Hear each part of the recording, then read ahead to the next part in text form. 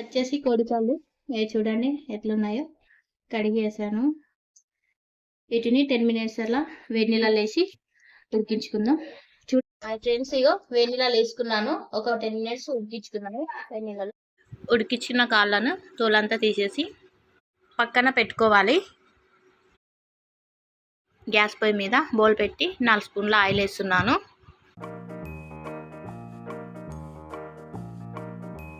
కావాల్సిన పదార్థాలు కరివేపాకు, మిరపకాయలు, టమాటా,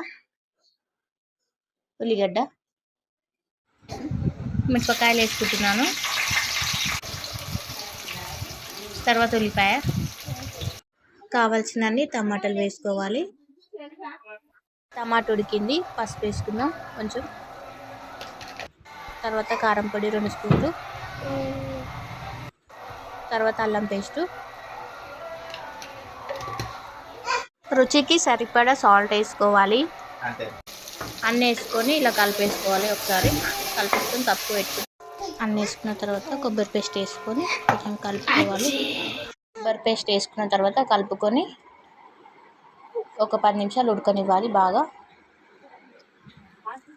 ఇప్పటి వరకు చేసిన గ్రేవీలో మనం ఉడకబెట్టుకున్న కోడికాళ్ళను వేసుకుందాం. వేసుకున్న కోడికాళ్ళను అటు ఇటు కలిపేసుకుందాం.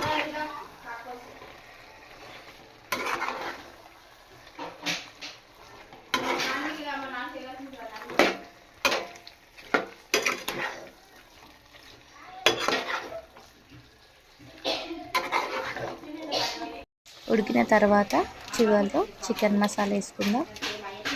చికెన్ మసాలా వేసుకున్న తర్వాత ఒక 10 నిమిషాలు ఆగితే కోడికాళ్ళ కర్రీ రెడీ.